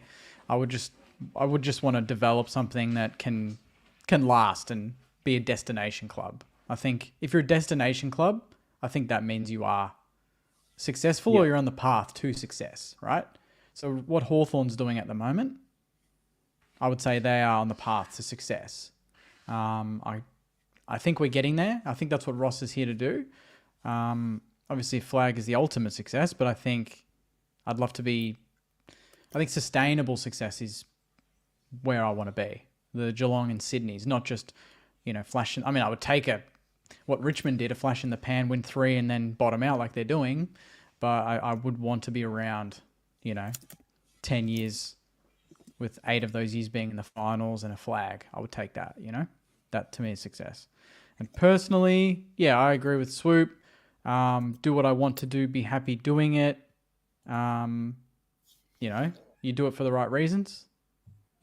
Less money, but you get more enjoyment and you get more control in your life, which is the reason why I like doing what I do, working from home and having that freedom to be happy and to control what I can control. Once you lose control of your everyday, there's no chance you can firstly be happy and then obviously be successful, because you can't be successful unless you're happy, I think. Happy with what you're doing. So that would be my sort of vision. Yeah. And that's irrelevant of Saints. They could, like what Swoop said, they could lose. I mean, most of the time I've done the channel, we haven't been a top team, so I'm used to that. Yeah. It'll be a shock to the system when we're, up there competing year after year, hopefully. That'll be a different, that'll be a different test in itself. Definitely. Love that. Yeah. Uncle Pom? Sport, I find success in sport weird, and I always find that we overcomplicate, because I think it's easy to say winning the flag or being number one. That is success. I mean, you could probably teach a mole that, and a mole would get that eventually. I always like dictionary for when you ask questions like this, and I remember doing this with a young golf student of mine who was on tour a couple of years ago, who became one of my best mates, and saying that the dictionary says success is achieving an aim, right? So if you focus on that aim, it doesn't have to be the best in the world. It means we knock milestones off. That's success. So I think every club will have different success stories this year. And North Melbourne's probably not to finish bottom, and that's okay. The ultimate success is winning a flag. So for Carlton, for me, it's winning a flag. Do you know what I mean?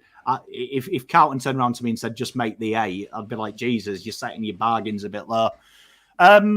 Personally, sounds boring, this.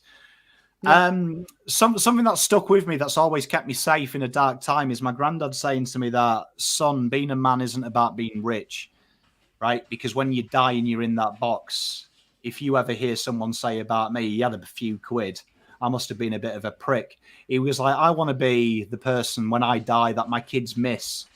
And the most amazing people in my life, now they're no longer here, they're the people that when I have a little bit of a dark moment, I go on my mobile phone and I type out their phone number and realize they're not there.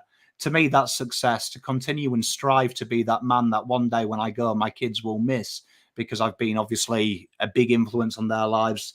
And to a greater extent, my wife, I want to be her rock. And, to my fans, Pommy and Oz, the community is the best community, in my opinion. No disrespect to you three.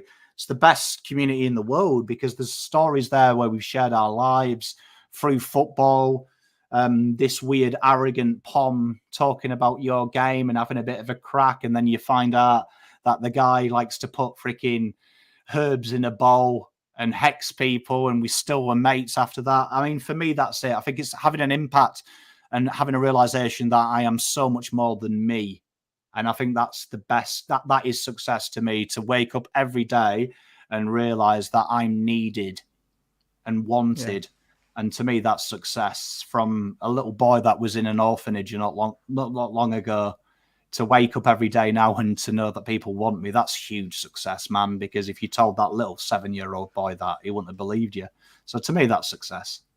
It's beautiful. It's powerful. Very powerful.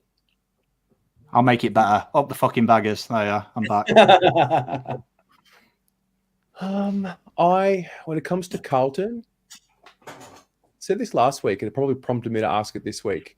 I'm less around the outcome with context. So I thought last year was a success because of what had happened, and the hole that we had gotten to. So the context of the entire season, and also never playing finals before then, for a long time.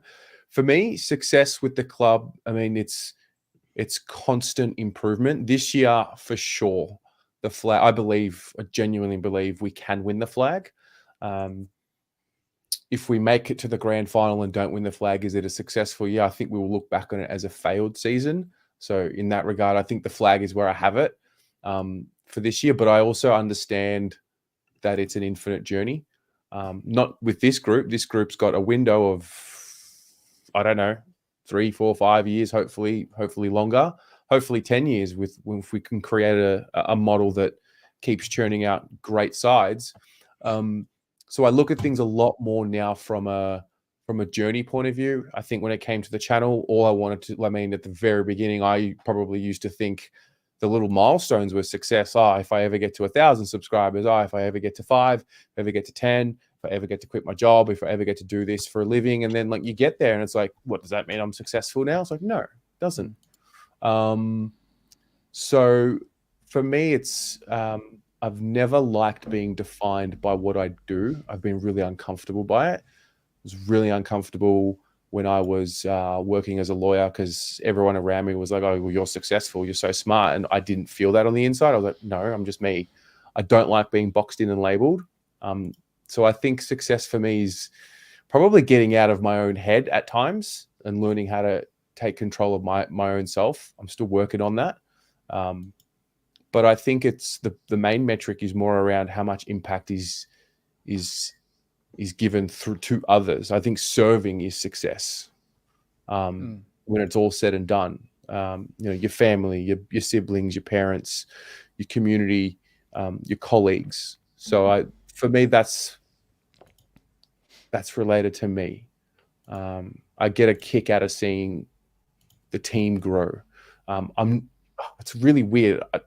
Obviously, I lead this channel, but I don't think I'm a number one in all areas. Have no issue working alongside. Have no issue lobbing a ball. So I think it's just figuring out that part of my life, which I haven't yet. But yeah, I think I've just rambled. But something in what I've just said is my definition. Yeah, no, that's good. Spot on. I like what because I'm reading the comments as well. I like what Nick says. He says success is being able to fulfill your purpose, which I kind of like. Yeah. Yeah, that's good. Definitely feel that is. I feel that more with my life now than ever in my life, for sure. Yeah, I'm very fortunate to be able to say that because I never used to say that. But just because it's here now, that doesn't mean it's here forever. So there's that. 100%. And that it kind of goes to what I said last week, where we got to stop and smell the roses, and it sounds like you're sort of doing that now. If you can sort of see that you're fulfilling your purpose, that's incredible. And I think it's a testament to all of us as people and all of us as sort of fan channels and what we've been able to create in our own sort of right and in our own sort of way. It's fulfilling a purpose and a role, and yeah, it's good. It's good. But I think also that something that's important for the three of us, not Pom. I mean, we're not fathers. I think being a father is a great test of, or parent, mother as well. But we're going to be fathers one day. I think raising children is a big part of your success as a human being, because you're contributing to the world beyond you and when you're dead. So that's another part of my life that hasn't happened yet. So that's why I'm saying, you can point to things that are successful in our lives now, but does that really matter? What really matters? Yeah. The goalposts change all the time, don't they? They're going to change again. Yeah, exactly. When we have kids, they'll change again, and they'll change again in years after that. It's that's the joy of life, isn't it? That's the joy of life. As long as we're always growing, and as long as we're always, true to ourselves, we'll always find success, and we'll always find that sort of purpose. Yeah. I think all three of you will make wonderful role models, though, because I can tell you, being a parent, trust me, being a parent isn't anything. If anyone says being a parent is successful, they're a fucking idiot, because it's the only job in the world that requires 30 seconds work, really, to be honest, to achieve the role.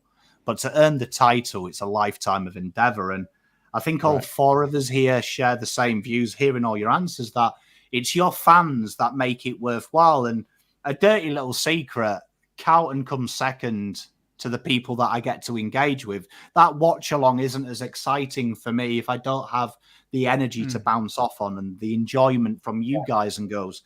And that's what being a parent is. It's sharing the enjoyment. It's sharing the success, sharing a lot of fucking failures, And that's why you'll be good parents, right? That's why you'll be good parents, because that is the premise. It's learning. And you know what? When people say being a good educator, you'll actually find kids teach you a lot about you. Do you know what I mean? A lot about you. You ever want to really... It's why I'm a bit more above other people when they abuse me in the chat, because there's nothing as hurtful as what your kids can tell you. You know what I mean? kids can whip you down and make you feel that big. Quick, smart. Do you know what I mean? Quick, smart. And you start to see the vulnerability. And Terry, that's the most vulnerable I've seen him when he answered there, man. That's a huge achievement for Terry because Terry's got a big fuck off wall up all times. And it's great when he lets you in to his wall because he's a real caring person. So is Swoop. Swoop's not the arrogant arsehole you see on Twitter. I can tell you that. He's got a heart made of putty. And you know what? Believe it or not, Jake does crack a smile. Off camera, he feels, chat. And that's it. When you have kids, they're the great equalizer. But you know what? My best advice to anyone without kids, mother or father, is fucking make your mistakes now. It's a lot easier to make your mistakes now before they're here.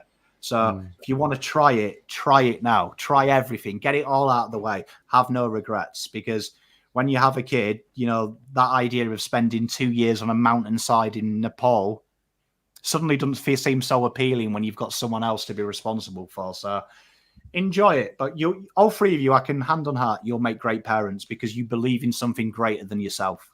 And that is ultimately, you realize that you're not as good as you thought you were when you have kids and you've got a long way to go.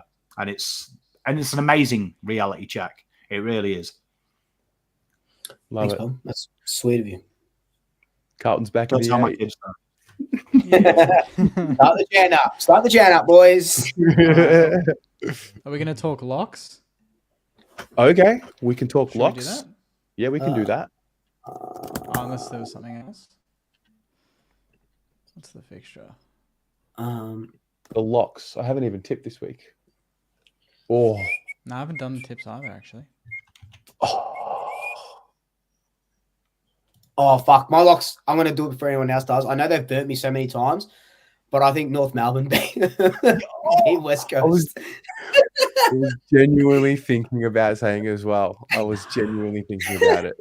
They've burnt me 3 times already on this channel, but I think with Harley Reid, without Harley Reid, I think it's going to shock them a little bit, West Coast. Yeah, Tim Kelly's not back again. He's a bit of a spiritual Already, a spiritual leader. Reid, isn't he? Yeah. He's got a bit of Charlie Curnow. Charlie Curnow's got that infectious energy as well. When he's not there, we're not the same. I'm gonna go Hawks back to back for my lock. Wow. Hawks in Tassie against the Giants, who are just not quite going. So I reckon they're going to continue their run. The Hawks, they're flying. Fuck. Are they a sneaky chance for? Nah, no way. They can't be a sneaky chance. What are they? Where are they? They're only 2 games 12th. off. They're only 2 games off. Percentage is average. That was earlier in the season. But, I mean, the Giants are only 2 games ahead of them. Yeah, it's true. So it's pretty nuts if they actually got the job done there. I've got mine. mine. I'm going to go Hawks. Can I go next?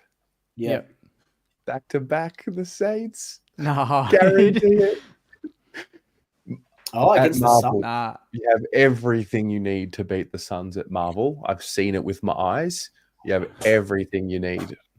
Everything is there to beat the Suns at Marvel. So I'm going to go with the Saints again. And hello and welcome. You know what? Hello and welcome to St Kilda Abroad. I'm back. I'm on. Oh, I'm get in. stuffed. Can I come in? Can I be part of Saints TV? Can I come into the studio? Oh, mate. If we get up, then yes. That's if King plays, though, yeah? You're assuming King gets up. Even if he doesn't play. Jeez. Doesn't matter. No. Huge. Yeah. I'll take it. You got Paddy Dow. Paddy Dow's. He had a good game. He did. He's ticking along. Young Paddy. He was good. 9 clearances. I'm pretty happy with that. Yeah.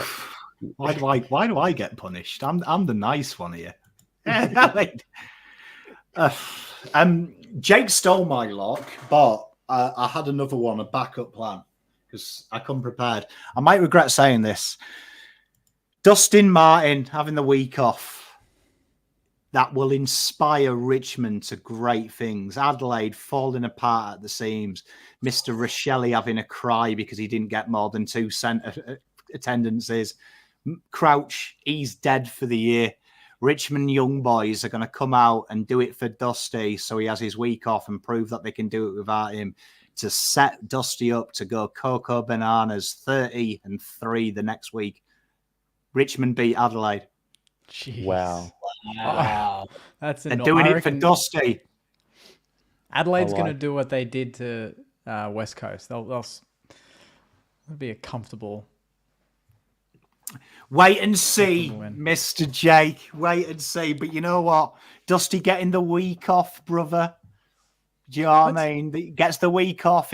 It proves to them that they still love him and they can do it without him.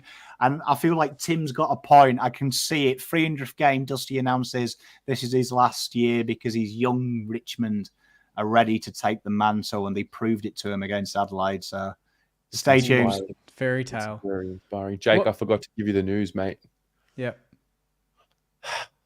I've given up on Max King in my fantasy team. We dropped him.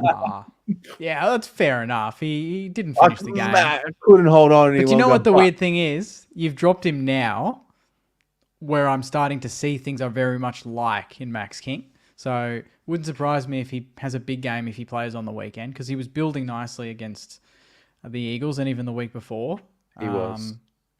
I think since round 3, he's kicked like 15 goals too or something. So his set shots are pretty good at the moment. The but is it's because somebody dropped Mitch Owens, who I'm willing to ride into the second half of the year over Max King. So it was King for Owens.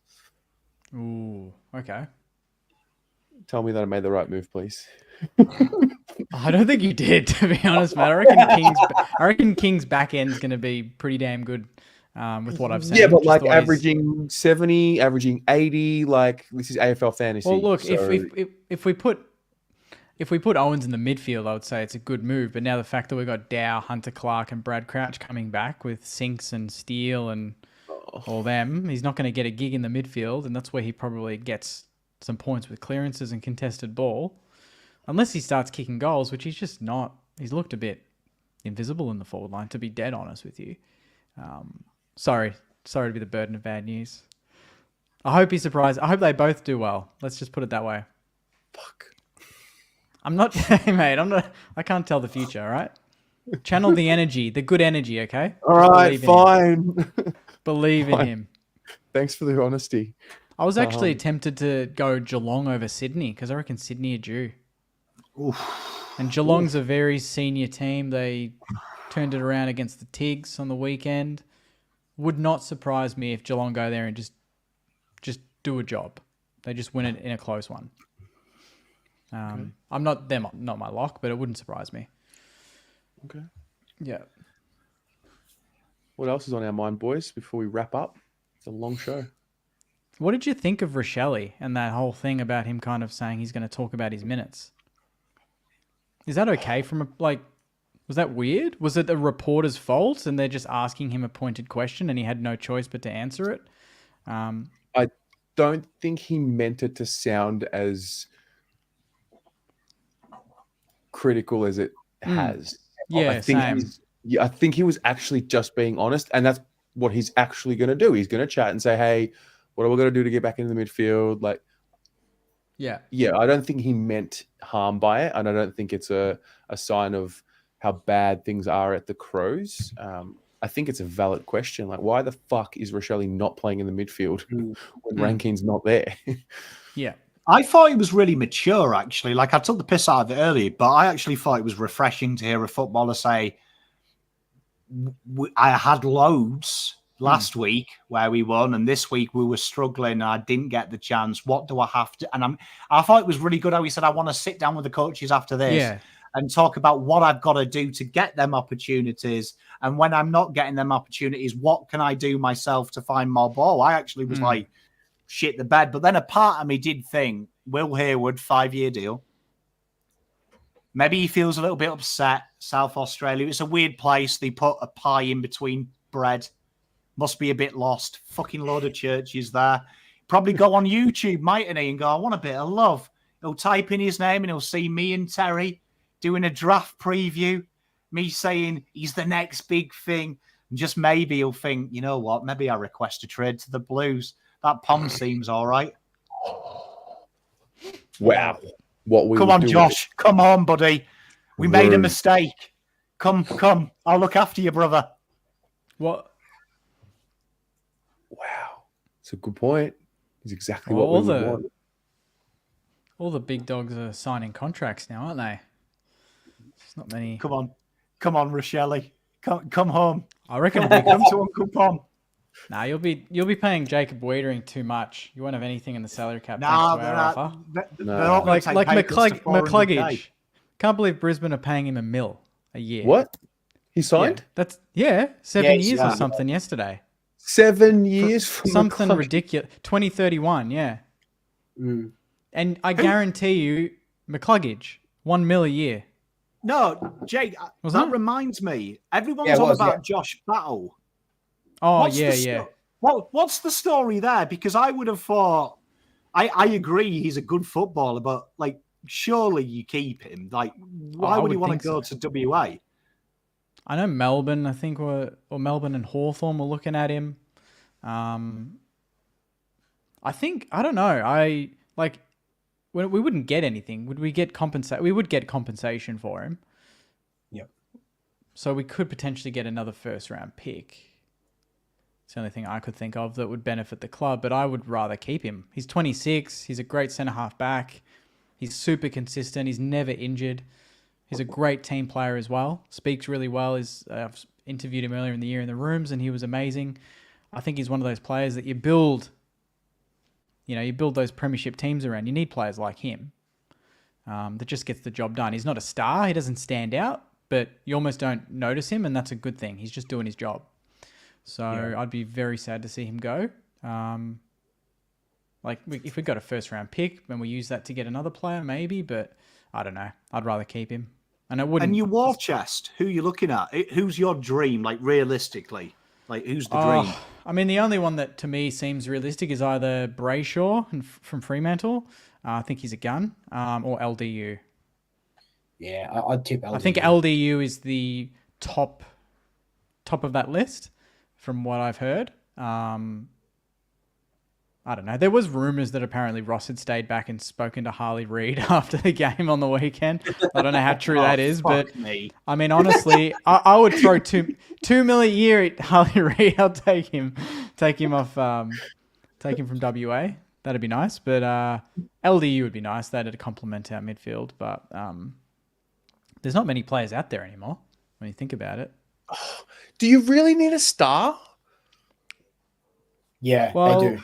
I think I just don't think it would be nice. Henry, Owens, Windhake, is it like they're there? Are they not? They just need 3 Like to me, years. Max King, when he gets up and about, is a star. I think like Rowan Marshall to me is a star. I think Liam Henry can be a star, and all the youngsters, obviously Naz could be an All-Australian halfback flanker in his career. I'd be surprised if he's not one or two times. He's very, very good. Jack Sinclair is obviously a star. To me, there's 4 or 5 there, without mentioning Cal Wilkie, who was All-Australian, who's not a star, but he's a very, very good player. Yeah, he's a star. He's a star. There you go. So Darcy Wilson in 3 or 4 years' time could well be a star. There's players there. I don't know what. Like, I agree we do need more A-grade talent, maybe more game changers. I wouldn't say stars. I would say game changers, and I think LDU in the midfield is potentially a game changer. So, rather than spending 1.3 mil a year on a player, why wouldn't it be 2 600K players, one that could play in the forward line next to King? Yeah. I'm yeah, absolutely. I think I wouldn't want to blow the war chest on one player. If we could manage 2, that'd be nice. But if they've battle league, we've got 20 players that are out of contract or something. It's crazy. Jesus. Well, you got Sauce, mate. He's gonna do. Sauce will do his thing. He will leave no stone unturned. I can help you with your off-season content now, though, Jake, because I am an expert in Sauce. Proudly got all of his picks, including 2 of his rookie picks, I might add. So I am inside Sauce's head. But I'm going to give you a head start, right? In the draft, look for players that have done an ACL about now. Right? And True. And this is real important. Look for tall players that have ridiculously good stats because they're bigger than everyone else, their age bracket, and then you will nail who you will get. That's my advice. But I have a serious question before someone else takes over the show. One player, realistically, you sign for your football club in the off-season. Your number one target, it can be a trade or a free agent, but your number one dream realistic target. Based on everything now that we know, it'll be Bailey Smith. That would be my target. I would have said, I would love if we don't. The thing is, we don't have a lot of commodity to trade at the moment. But if, let's just say, picks and stuff weren't a thing, I would have loved Sam Taylor at the club, 1,000%. I think 17 would have loved Sam Taylor. But I think now, 2024, it'll be Bailey Smith. I think he's inked. He looks like a pie player, doesn't he? Yeah. He does look like a pie. When you think about it. Yeah. Has the best draft interview ever, I think, as well, when he said that he proudly doesn't drink, and but he loves going to raves. And we've all got that mate who never drinks but double drops. We've all got him. Jake, did you say yours? I think we spoke about it. I think LDU is probably the most realistic and the best player we could get. This is really hard for me to answer because Pommy's like breathing down my neck. And I haven't really done. No, like, I don't think we need a big name like the Ainsworth, Ben Ainsworth, Switkowski, Genius. That type. I've wanted Jamie Cripps for 6 years, but it's probably too late now. But like peak prime Jamie Cripps, a real true half forward. Love the way he plays. But yeah, Ben Ainsworth, Switkowski, Bailey Humphrey in an ideal world. Love him. That type. But I think we might have found that player in Zach Williams. I don't know. But yeah, there's my answer. Yeah, Ben Ainsworth's mine. Like my list of players has gone down and down and down because they've re-signed. But Ben Ainsworth, he looks a Carlton player, doesn't he? Yeah. Like I think Bailey Smith's. I've got to ask a question about Bailey Smith. Why not a key? Like, like what keys are there available? Like key forwards. No, but isn't that where you trade off your I think you've had a really good season with injuries because you've showcased all these youngsters you've hidden. Like Ed Allen looks a player, Finlay McRae looks a player, even Reef McInnes. Is this a time that you maybe, like, would you maybe go to St Kilda, who I disagree with Jake. I mean, it's his team. He knows his team. I think you've got the stars. I think you lack your Blake Acres workhorses, like the guys who are going to get dirty so Filippo can just stay at the half forward and kick goals. He doesn't have to defend. Would you maybe look at like Tim Membry for a couple of years, and maybe offer some of the younger guys to actually get a key forward training? Well, we're apparently looking at Rory Lobb. I don't know what he fucking answers, but fuck me. Oh god, Graham Wright's lost it. You know what I mean? So, man, you would love to get a but the thing is, it's rare that we see player for player trades anymore. Like, when was the last player for player trade or two players for a player trade? You know, we don't. Our first round pick is tied to Fremantle because of the Lockie Schultz deal. I don't think we have an early second round pick from memory. So it'll just be hard. Like, in an ideal fucking world, you want a king through your doors, you know. But it's just not going to happen. We've got to be realistic, and people will say, even like mid-season, people are like, draft a key forward. There was no fucking key forwards to draft. Like at our pick 11, like there was no one that we could take. So yeah, you want one, but yeah, unfortunately you have to go through the draft for that stuff because they're just not trading these guys off. Yeah.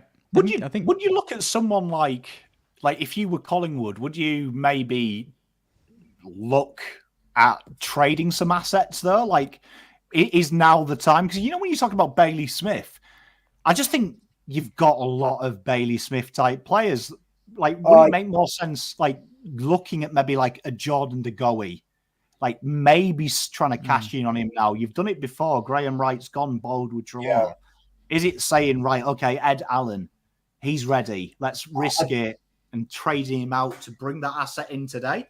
I think Finn McRae goes. I don't think Finn McRae plays next year. Mm. I think we've seen the last of Finn. I know he signed a contract extension, but I think if any trade is done, especially with the Doggies, it'll be Finn McRae to the Doggies. Ed Allen, when he got drafted, 6 months later, they gave him a 2-year contract extension straight away. Like, they love him.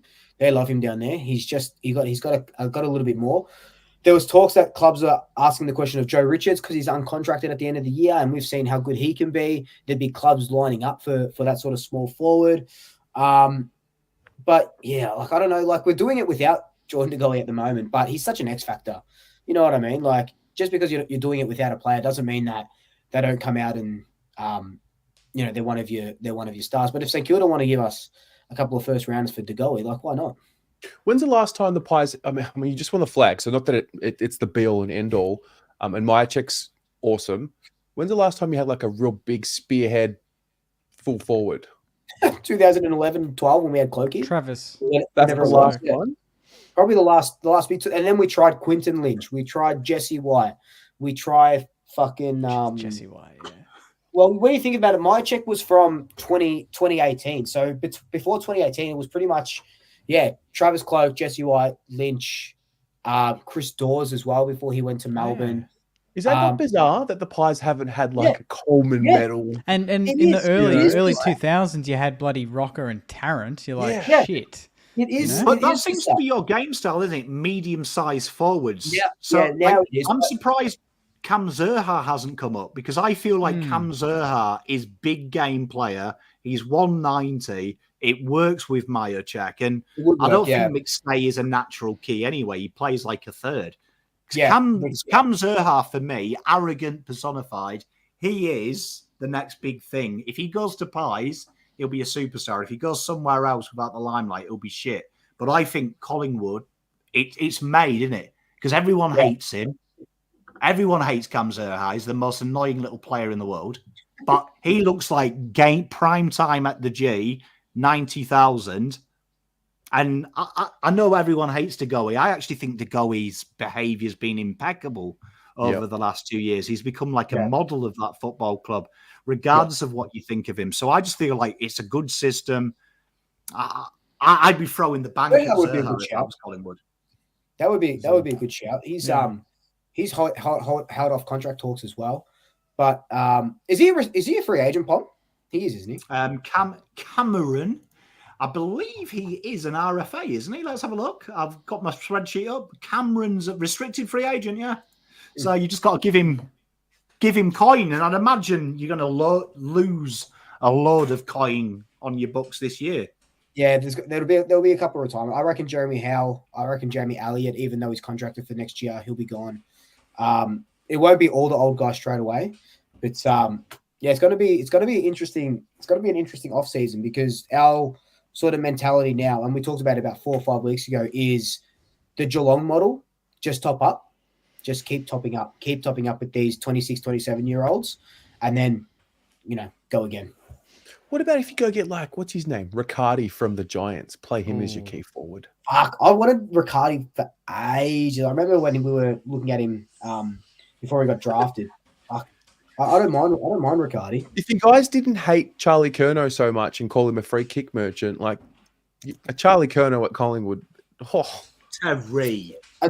Charlie Curnow, I would even take Harry Mackay at this point. That's how much we need. That's the irony in all. That's the irony in all the banter that I see about Charlie Curnow, free kick merchant, blah blah blah blah blah. I'm like, every single one of you would take him in a heartbeat. 100%, 100,000%. And the best thing about if we ever sign Charlie Curnow is that we get Pom as well, which is awesome. Nah. He'd have to convert. Nah. I could tell you all the nice things I've said about Charlie Curnow would be ruined in a video. Charlie, if you're listening to this, think of all the love I've given you when you were on the bones of your arse, on the precipice of being delisted. Fuck me, I backed you. I will turn into your worst nightmare if you go there. You will wish you would retired if you do that. Jesus. But nah, it's an interesting conversation. I look at that and I just think, yeah, sir, that makes sense.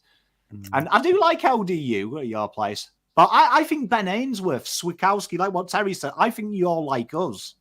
But I think you're like 2 years behind us where we shelve this by superstars. I think St Kilda, that's what I worry about Sauce, not bagging him. But Sauce, for me, loved his superstars or trying to get a deal. And when Nick Austin came in, he was like, right, just take it on the chin, get the players you need, pay the price, don't fuck about. I look at Saints and I disagree with the world where they say the list is shit. I think it's a supreme list. It lacks substance, though. And I hope you go out this year, no draftees, and just bring in seasoned bodies. Like, I think you're a contender if you have bodies. Well, he fits a need. We wouldn't just get him because he's the best player available. He fits. Get up and about, Jake, mate. Start believing. Come on, Jake. Come on, Jake. It's 2 hours in. Give me a break. Jesus. Fuck me, Jake. All right, let's wrap it up because it has been 2 hours. That was awesome, guys. Thanks for being here. Thanks to everyone for being here. Sticking around. Good sesh. These fucking amateurs crying at a 2 hour stream. This is fucking half time normally for me. Nah, Pommy, thanks for being here, mate. It's always good having you on. Yeah, hey, my pleasure. It's my favourite show I've ever been invited onto. Ooh, thank you. I mean that. I said it sarcastically. I really do mean that. It's my favourite show to be invited onto. Okay. Well, good night, everyone. Good luck to your teams. Yeah. Bye. Bring it on. See ya. See you guys. Bye. See ya. Go Saints.